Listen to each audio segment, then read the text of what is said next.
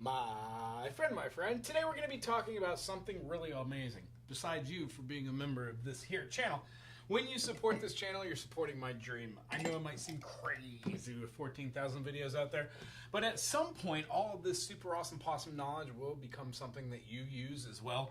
I gotta say that I don't really think about, am I doing a decrescendo or a crescendo here? Are these notes connected and are they legato? Have I changed these phrasings to staccatos? Did I move a time signature? These aren't things that you think of in real time. These are things that just happen as a result of practicing them. Whenever you practice the practice of practicing, or do anything for 5 minutes a day, you get better at it. Essentially, what I'm trying to do on this channel, it gives others the opportunity to learn the practice of practicing while still having fun. Now, the thing that I really enjoy having fun with is being able to see scales or modes or different types of feelings based off of the different numbers and based off of the different systems that we use. So a lot of the things that I explain on just these foundations of music theories are repetitious. And the whole reason to start watching these videos from start to finish with timestamps is to kind of experience them in your own fashion. I have a few students that agree my videos are a little long-winded, a little long in the tooth. I get it. The whole idea about why I do the videos the way I do, I find myself being really bored by other videos. You watch a video for 5 or 10 minutes, there's a bunch of commercials, you get to know the person that's presenting it. There's a central theme or a context, but there's no practical application. Like, I really enjoy watching college-level music courses. People from all over the world talking about their particular brand of instrument, the way that they've learned, and then teaching that. That's how I've collected different ideas and concepts on how to talk about music. So when we're talking about, like the solfege, do, re, mi, fa, sol, la, ti, do, it's also often important to know what other places have in lieu of just those types of names and notes. When we start seeing different ways to say these things, some of them start making a little bit more sense. Like, I really enjoy the Eastern methodology of counting out. Ta, ti, na, ta, ki, ta, na. It's easier to say, rolls off the tongue. And one of the things I like to do is to count rhythms and then notes and notations and see which ones are phrasings, they're fun, and patterns. A lot of what I'm teaching right now is pentatonic work with 3 or 4 different students, and each one of them have asked me a very valid question. How do you solo?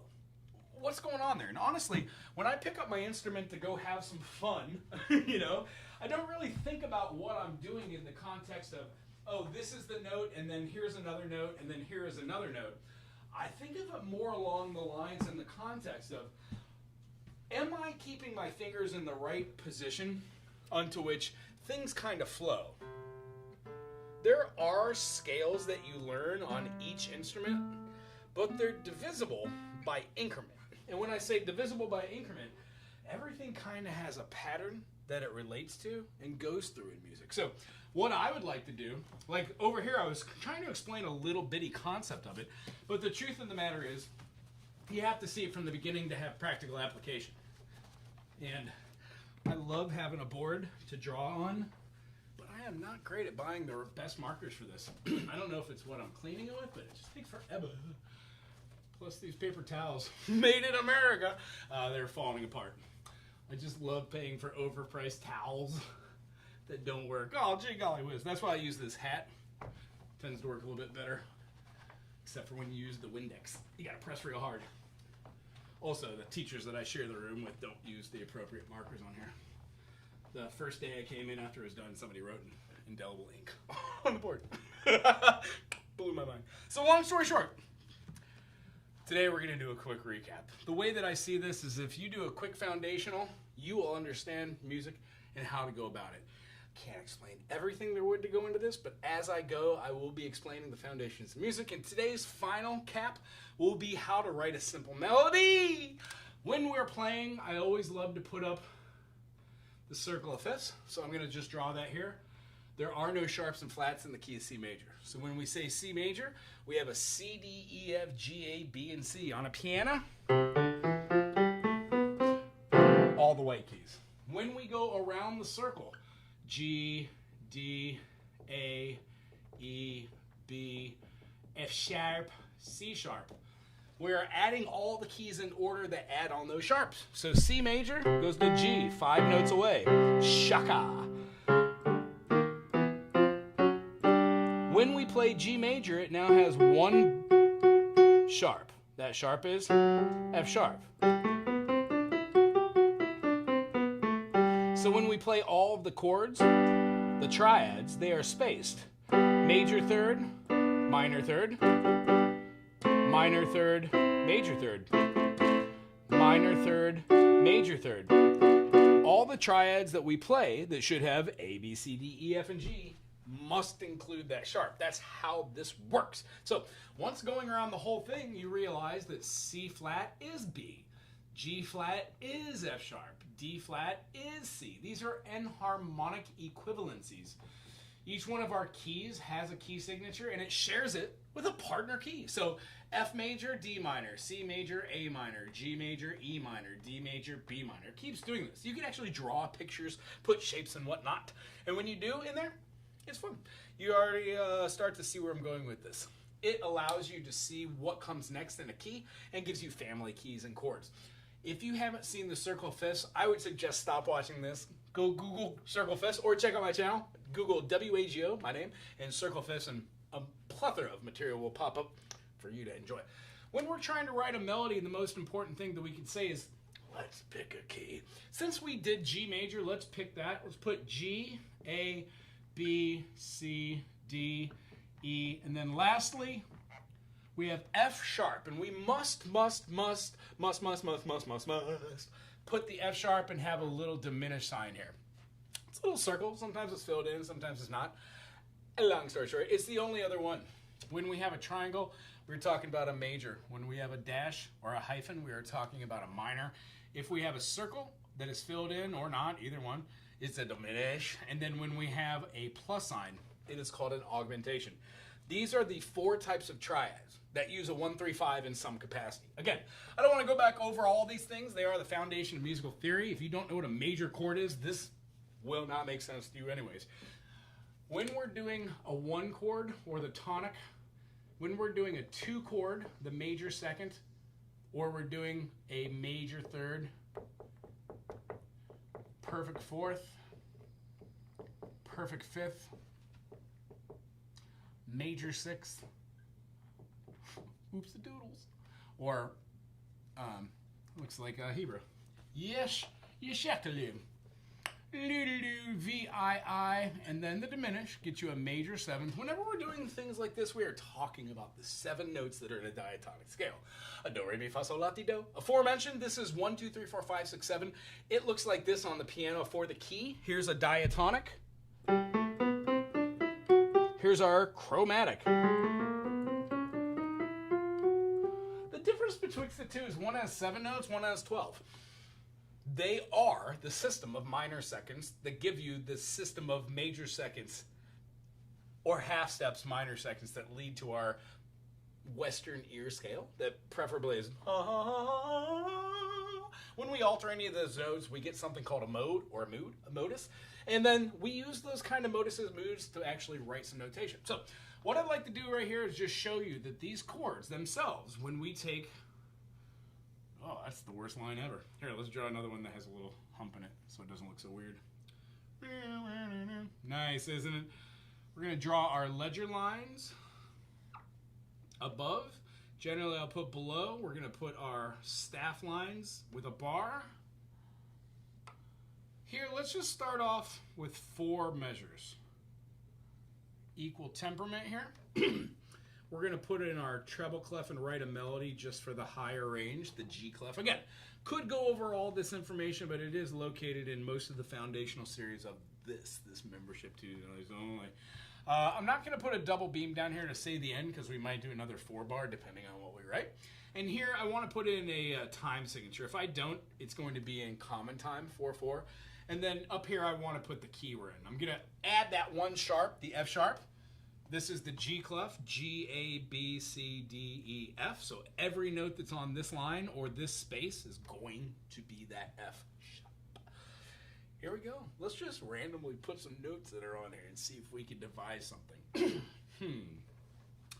If we were playing a motif, which is the notes or the melody, and Happy Birthday would be ha, ha, ha, ha, ha, ha.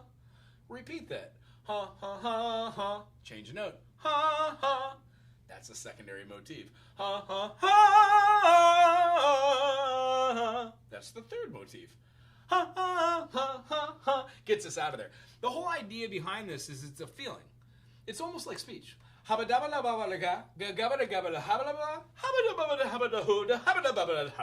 kind of has a rhyme, a rhythmic, a meter. It's based off many, many things. We could talk about geographical location. We could talk about the language itself. We could talk about what the composer or the arranger or the artist is trying to explain or trying to portray, or a feeling that is arisen out of the type of melody that we're using. Different composers use different concepts for this. We are simply going to do one concept in writing music. I'm going to be using something called the major harmonic progression.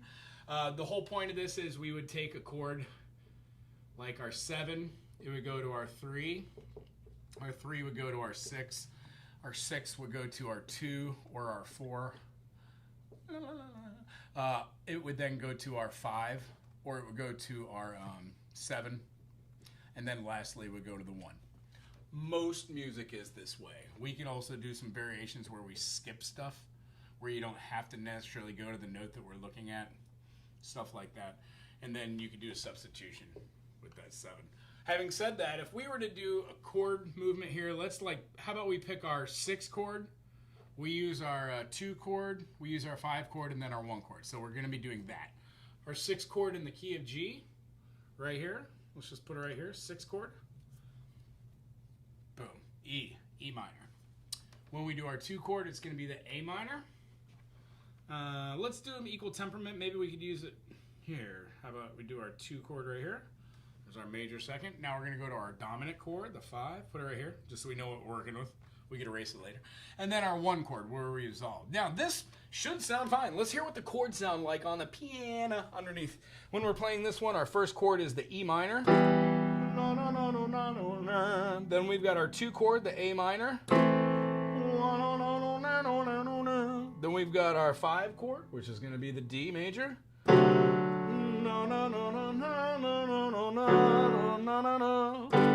it goes to the 1 chord, the G. I think that's pretty. Those are all kind of moving around in versions, staying in a pocket. If I didn't use that, we could have gone E minor, A minor, D major, or D major, and then G. See how I'm jumping around? That's why we don't use root position chords all the time.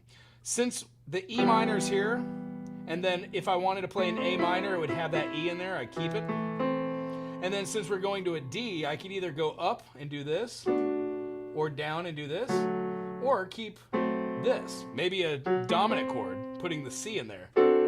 I think that works because D7 goes to G major. Feels good. These are all things we might play with, what kind of chord construction we want to have, but now we just have a vague idea.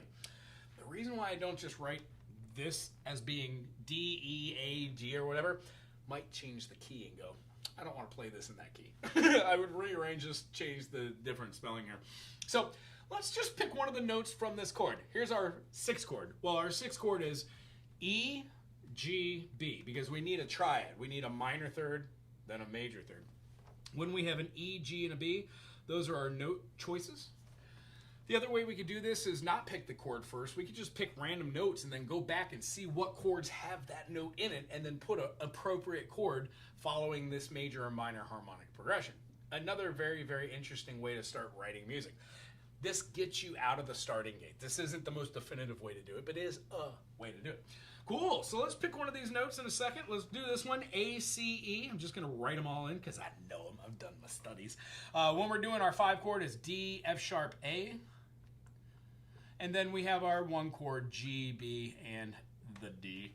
If we wanted to do something, I always try to think this now. I didn't think this earlier, but when you start writing music, there are rules. Some of those rules are don't jump around. Don't have a note that's way down here and jump way up here. You don't want to have to hear like something cute and it's like, ha, ha, and it has this huge leap. You kind of in music want to hear things go in step. Ha, ha, ha. If you look at any music and do analyzation on it, how about like the long and winding road get back home. Those notes are fluctuating within a parameter. It's not the long and winding road. It's not all over the place. It's not disjunct. It's very conjunct. It's very together. So let's just pick one of these. How about we pick our G? We're going to throw our G right here. I'm leaving it open because I don't know whether I want it to be 2 beats or I want it to be 1. If we're going to be moving this might be considered an anacruxis or a pickup measure. If it's not considered an anacruxis or a pickup measure, it means that there are 4 beats in this measure. Why? Our time signature is 4/4. 4 beats per measure. And then the quarter notes will get the beat. So here, if we were to have a half note, this G stem would be on the right side going up. The next note we could do is we could do probably here from the E, G, and B. Let's do maybe move in step. Let's move in a third. So we're going to have a B. And then do we want to go up or down with that, or do we want to stay inside of here? Now, here's a very interesting thing. If we were to not just do E, G, and B, but add another note, maybe the D, we can visualize this as being a very wonderful note. Again, stem goes down when it's on the other side, and I'm filling in these note heads so we have 4 beats per measure. Half note, quarter, quarter. At this point, we have established a melody. Yeah, totin'. Let's go hear it on the piano. When we do this, we've got our G note. Since we are above middle C, the G that we're hearing for the half note is this. 1, 2, 3, 4. Next, we have an A minor. Maybe just the XL.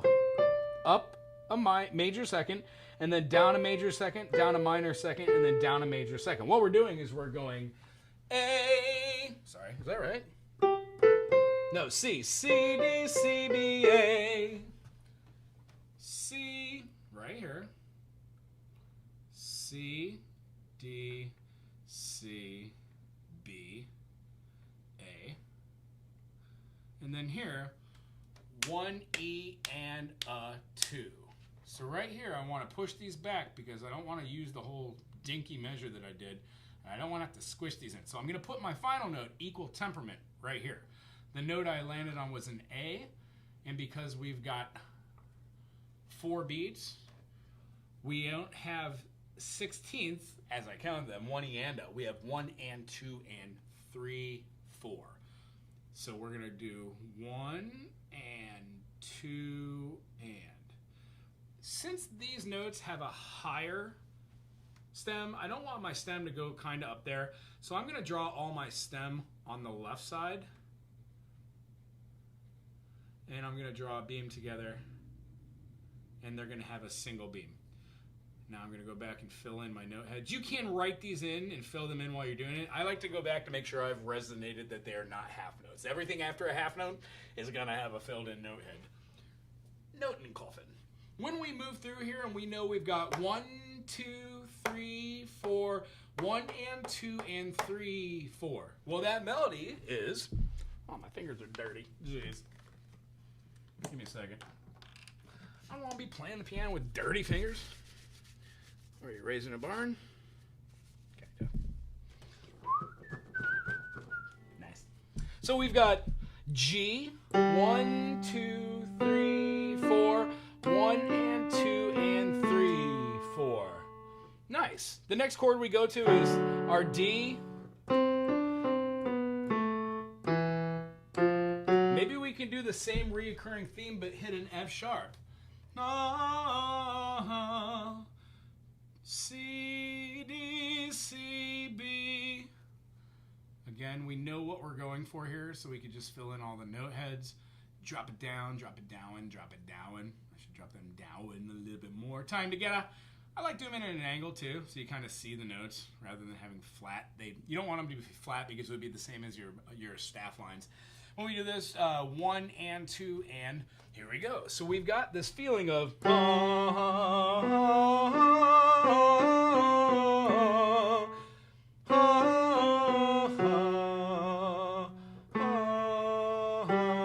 F, A. So I say we do an F sharp and then go to an A. 1 and 2 and 3, 4. F sharp, A. That could probably be a little bit longer. Now, Very simplistic in form. There's not a lot here besides just the notes moving through. But we are finding ourselves moving a melody through chord structures. And then this is where it's fun. You kind of put your right hand and your left hand together. If you are an aspiring pianist and you are playing your instrument and you're digging on this, the whole idea is to try to create a melody line, move some chords around it, see how your left and right hand function. There is no necessity to go fast. All these things can be done extremely slow. I by no means am a pianist, but I do teach musical foundations and theory on piano for every instrument. Super crucial, especially voice. So, when we're doing something like this, if we take our GBD, our last note kind of wants to end on the root. It kind of wants to end in root position too. Don't always have to, but if here we play our melody and we've got 1, 2, 3, 4, 1 and 2 and 3, 4, 1 and 2 and 3, 4, 1. Feels good going down to the 1. Maybe an arpeggio at the end? Do-do-do-do. Why not? Let's do that. G, B, D, and then maybe a full stacked chord here. We could do a G, B, D. And then if want, maybe play with the chord structure at the end. I'm going to throw these in here as being quarter notes, remember? 1, 2, 3, and if we do da-da-dum-dum, and equal temperament here, I can move this over. I think those felt better as a tuplet, so I'm going to throw this up, up, up, put my bar, put my marking, tuplet, 1, 2, 3, and then we're going to be throwing our whole 1 and 2 and 3, 4. If we wanted to do this, let's put a double pulse on here. So we're going to have this. Going to have these all linked kind of together as being eighth notes, and then this one's going to be connected to that. Or we could just do it in form 1 and 2 and. That leads us to 2 and then 3, 4. These are going to be half notes, drawing our beam, ending our measure, and then here we're going to rate our stave and then put our eighth note on there. Each one of these, I would most likely say that these could be represented as staccato notes. I like the idea of these being staccato notes. These are just little markings that you put for the player. When you put a dot above something, that means that they're played short and detached. Locally, it would sound like this. Oh, sorry.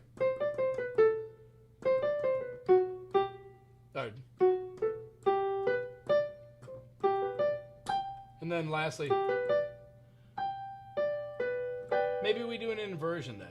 We'll throw our B on the bottom note rather than having our lowest note be the G. And then above the F is our G.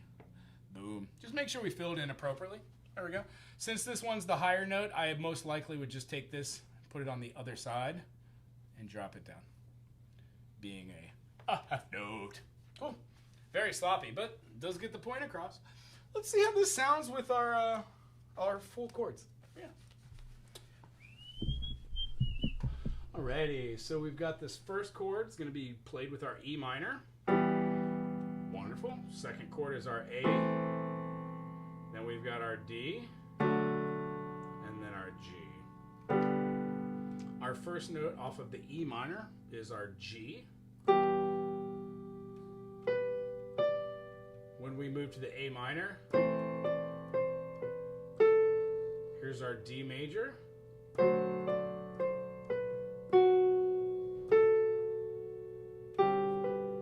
I like the sus. I accidentally hit that. And then we perform the last note.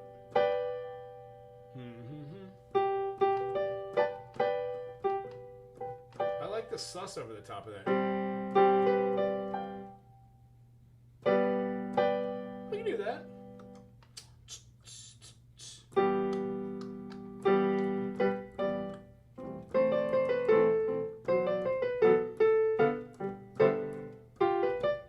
Now here's where we get to kind of experiment with it. When you go a little slower, you find little things you can do, like E minor. I love having that harmonic minor note in there. And the key here of a major, G major, would be considered... The reason why I called it harmonic minor is the chord underneath it is E minor. No, the scale is called natural minor. It's the relative minor of G. So all the notes are the same. And the reason why is when we're playing natural minor, if we use that F sharp, it works perfectly. Well, the whole idea about doing this is when we're playing in our E if I were to put that D sharp in there, I could utilize that D sharp. Right? Ooh-wee.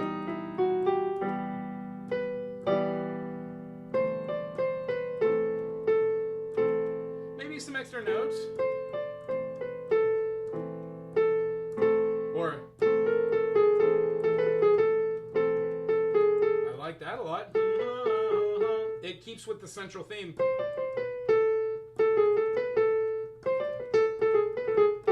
So you can work it out.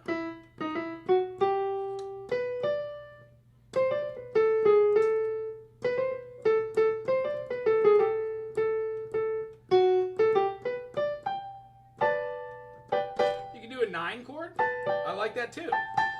Putting the A over the top of our G. G, D, B. Remember, we're just getting rid of the bass note. So what I would probably go do is put some accidentals in there and change some notes around and then change some of my grace notes. Now, let's see how much time we have. See if we can even accomplish this in the time we have left. I think we do.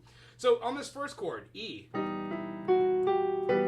maybe wanting to change that 1, 2, 3, 4 to 1, 2, 3, 4.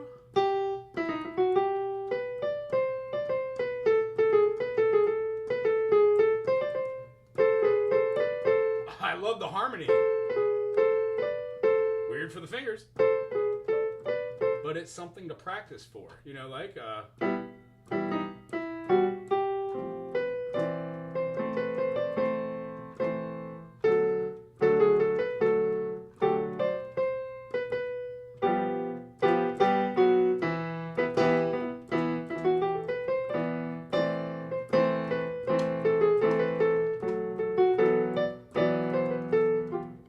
then the G.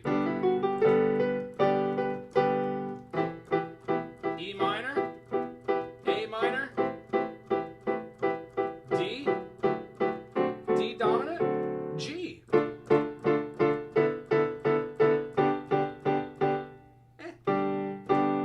like the sussiness of it, but I think the melody line itself stands on its own.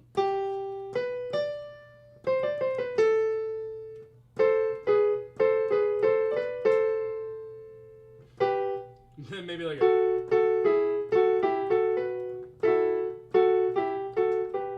so it would be something like this. I would go back and write little notes on pieces, and then I would file this away for a day or two and then come back to it. I kind of really like that.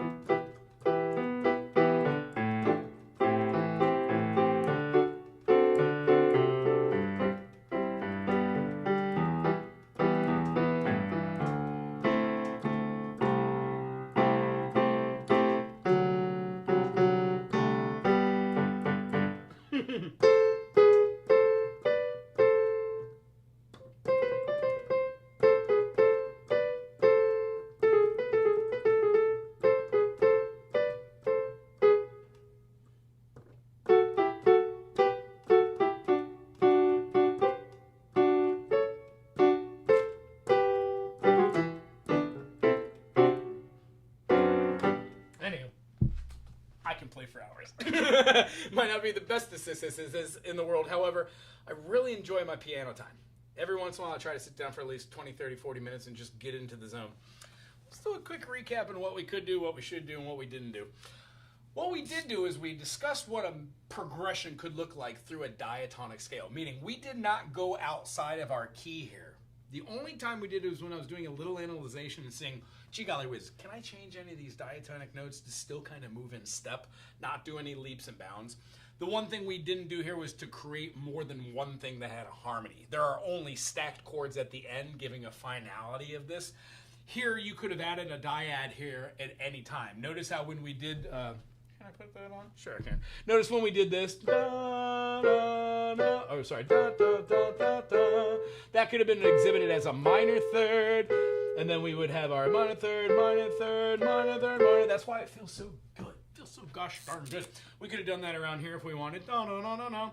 Most likely I would probably put that little walk through here, erase this, and then I would put that D sharp into the E using the harmonic minor, E harmonic minor.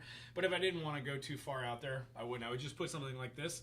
I would put a note here, and rather than putting E natural minor, I would put E harmonic minor. Tiny H dot tiny am dot. That reminds me to do harmonic minor here.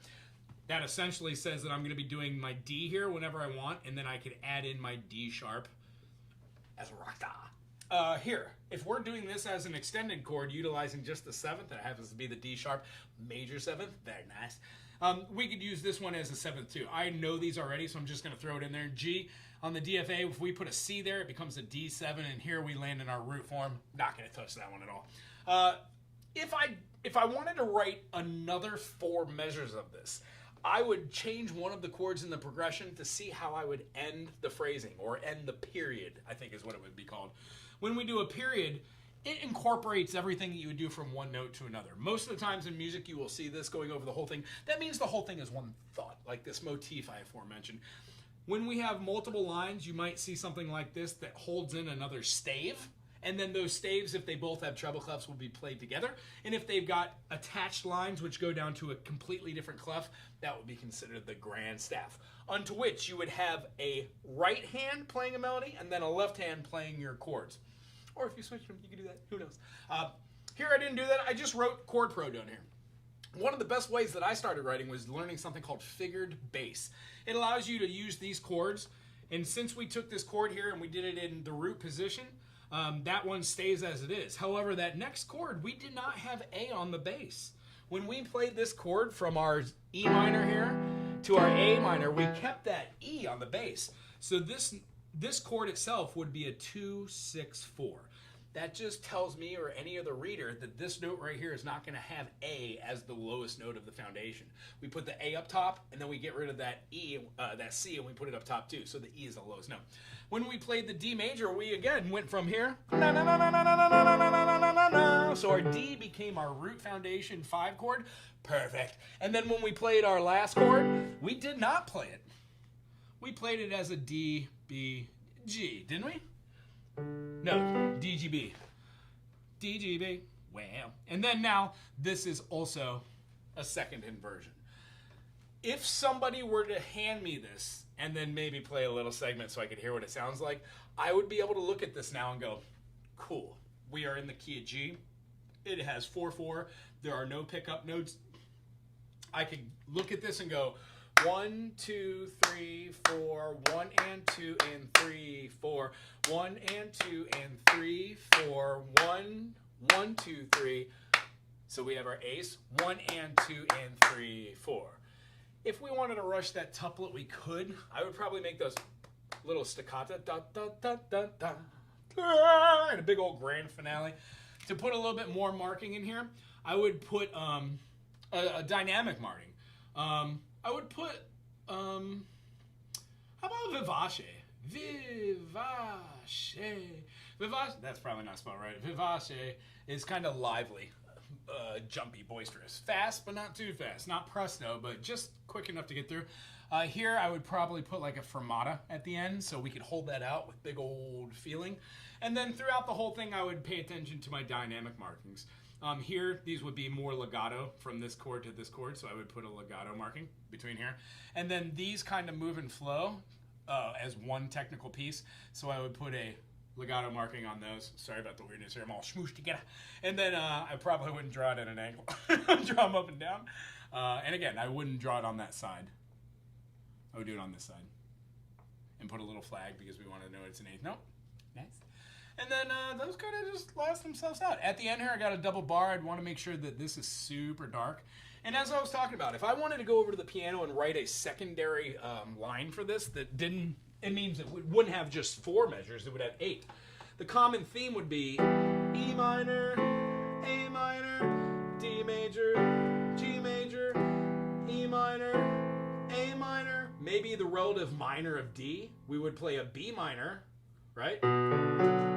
So if I did this, I would have a B minor, no A, but the B. You could also do a 6 chord, which would work. And then instead of going to G, go maybe to E minor again. Let's hear how that sounds.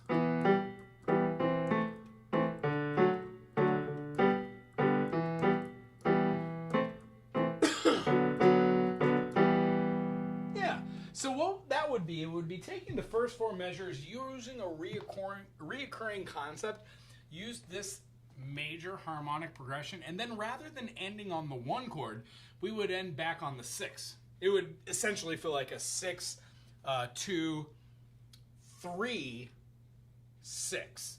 Nothing bad. We just switched around some major and minors there. The last thing we would do is call that a deceptive cadence, and then we would write again. Most likely, the first few measures, or at least the first measure of that 5th measure right here, would have the same movement. Ha, ha, ha. There's usually a reoccurring theme as far as the motif goes when you start compounding measures. So if you want equal temperament, and I'd suggest in the beginning you do, that means there are 4 measures, then 4 measures, and 4 measures. A standard piece could just go through these different movements and then find themselves lining up on the 1. The only other thing I didn't do for other viewers is to put the measure mark, like a tiny 1 here, a tiny 2 here, tiny 3, tiny 4. So if we were chit-chatting about where we are, we could say, oh, pick up measure 4. And you'd be like, oh, cool, right here. You know how to pick up to the next level. As I said, the other way of doing this is to look at the music and say, how do I want to alter this? If I found this wasn't any good here and I wanted to change it, maybe we could try something from the major harmonic progression. How does that flat 7, how does a F major sound over the top of this? Little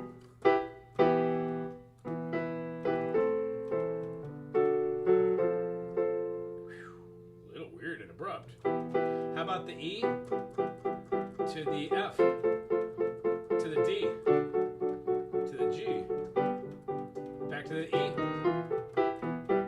to the A, to the D. How about we use negative harmony? A G when we move it across.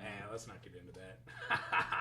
I think this one stands on its own as being a good intro to part writing, writing small melody lines, getting to know your key signatures, getting to know swaps, and then being able to see and determine if chords work or not. For this, no, I don't think the F worked well at all. I think having that minor second rather than a major second deterred from being able to use that feeling. The only thing we really didn't do was have like a lyric assigned to this, or have something which extend further. And the concept is, I would love for everybody who watches these to maybe take little tidbits from these and start your own process. Really, the way we started this was we looked at our circle fifths, picked a key, wrote the key out, defined what our intervals were. When we wrote notes on here, we tried to have huge leaps and bounds. Our top apex note is actually part of a chord, so it's not too foreign to like jump somewhere. We defined what our chords were, what they were, whether they're in root position or if they were in like a first inversion. Oh, by the way, I didn't write this, it's in former stuff, but let's say we didn't want to have this one in our root position and we wanted to have it in a first inversion. You would write the Roman numeral and then you would put a 6. That means our first inversion. Anyway, if you have any questions about this in the future, by all means, take a gander at this. If anything I did wrong, put it in the comment section. Help me become a better musician and a better facilitator of education. Other than that, this is kind of what you do every day for 5 minutes. If you can spend 5 minutes in a music notebook doing something along the lines of this, you'll find that the things that you do and play and talk about change. The people you talk about music with will change. The music that you play and you write and you analyze will change. And the whole point is, it kind of means, at least for me, my observation, you're growing as a musician. And most likely as a person, too.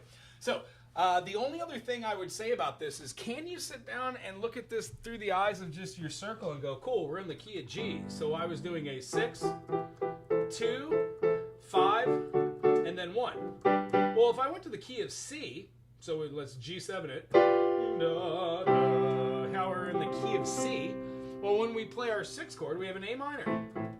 A minor, and then we're going to go from our 6th chord, what are we going to? Our 2 chord, so a D. D minor. And then we're going to be going to our 5 chord, the G. And then we're going back to the 1.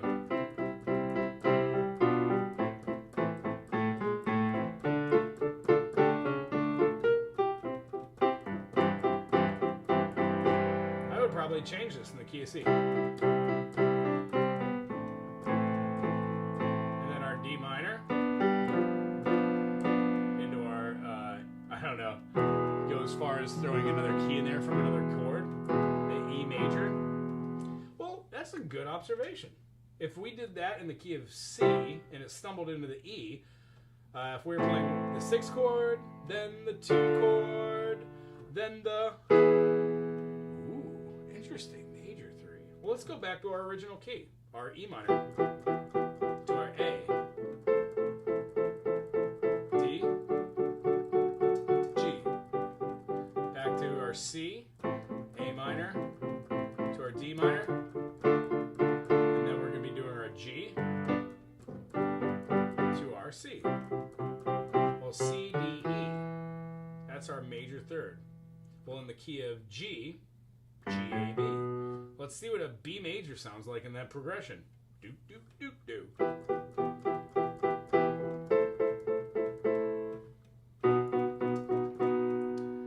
I like it, but it's a little direct.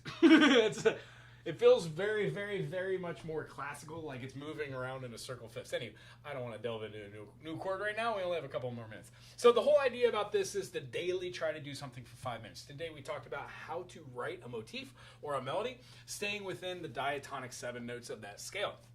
At the end, we kind of visualized what these would be in root position, and then tried it in another key just to find out that a chord that is borrowed from another key would also sound pretty darn tootin' good. So the whole idea is to be adventurous, dabble with things, and then move around them. And then lastly, I would like to just show something for one of my students who's been dabbling on the ukulele, on working on pentatonics, and how to kind of feel mobile on the fretboard. A lot of us in the beginning, when we're playing an instrument and learning how to solo, that means that we've got the chords, we've been playing, we got some rhythm ideas and structure. But moving the notes from one point of a fretboard to another sometimes becomes hard and problematic. All my students, I try to teach the concept of our fingers could move in order.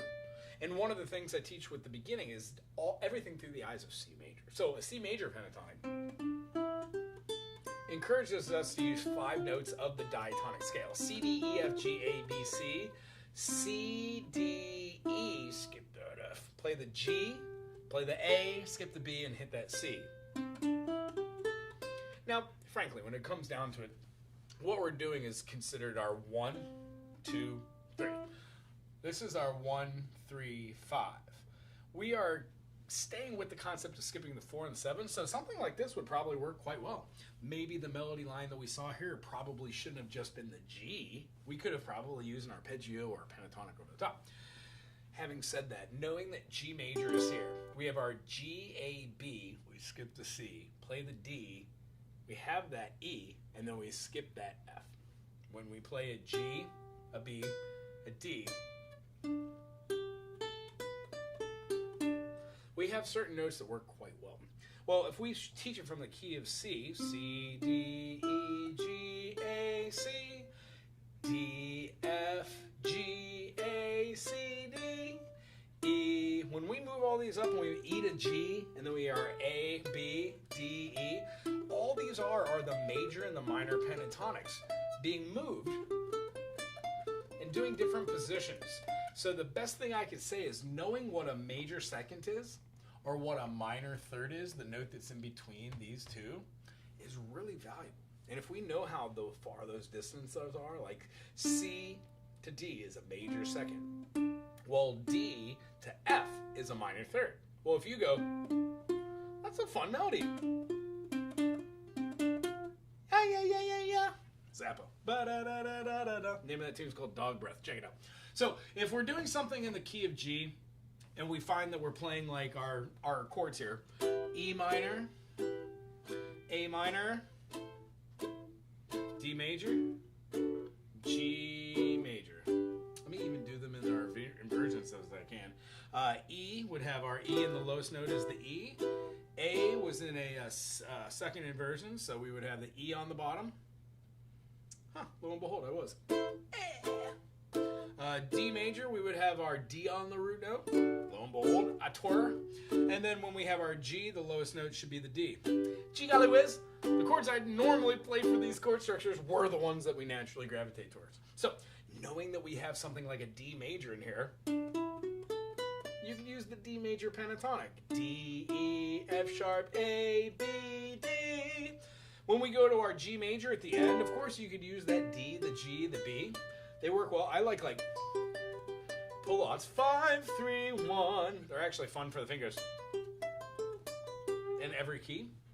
And then the reason why those come out while I'm playing or soloing or practicing, to answer full circle here, some of my students have said, well, how do you just like hear like doing something like E minor to A minor to D major to G major?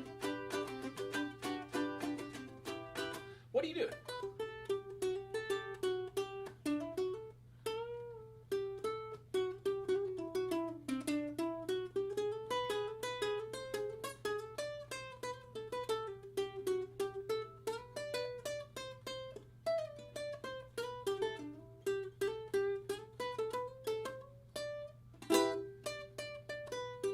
Kind of structured around the chord and hearing.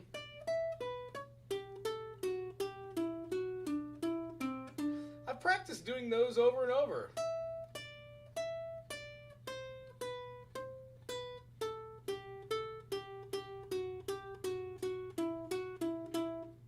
I would use harmonic minor. Anyway, when you go over something over and over again, it gets ingrained inside your memory banks. Neuron structures, that's how it's worked. So when you're going through something that you know the patterns, or even if you don't, muscle memory helps you to regurgitate the things you've already practiced. That's the point of practicing. That's pretty much my whole formation here. Teaching people that your fingers, if they move in the same order, you have more of an ability to pick notes that are good. Even if it's bluesy.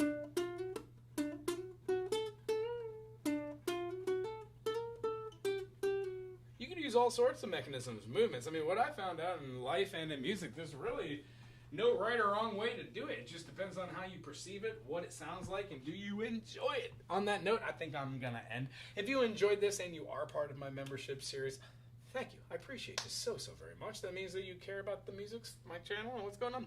And then if you could, share it with others. See if they'll get involved. Other than that, check out the other series that we have here. There are such classics and gems on this channel that would be like just like a series of how to put chords together. I call them groovy little ditties or groovy little longer ditties. I've done them for almost all the instruments, except for like piano or voice, but it allows you to put 4 or 5 chords together with a progression and have fun. The whole reason for doing this is to kind of use my channel as like a backing track. Use all the backing tracks out there you can on YouTube. And what you'll find is after you go through maybe like 200 or 300 of them, 2,000 or 3,000, they're all the same. Every single one of them. They all have chord changes inside this major or minor harmonic progression, which are exactly the same. Meaning, if it's a jazz song, it's going to be a 2-5-1. There are slight variations, but most of the time it's that. If you would check out Wago backing charts or playable charts, there is a plethora of music out there that is charted that has chords, whether it's through the name of the chord, chord pro, G, A, B, C, D, or it has the Roman numeral system, 1, 2, 3, 4, 5, 6, 7, flat 6, stuff like that. So if you enjoyed this, thumbs up, subscribe, send to somebody else if you're watching this for the first time. If you are a member, I thank you. And we'll see you for some of our live events. Aloha.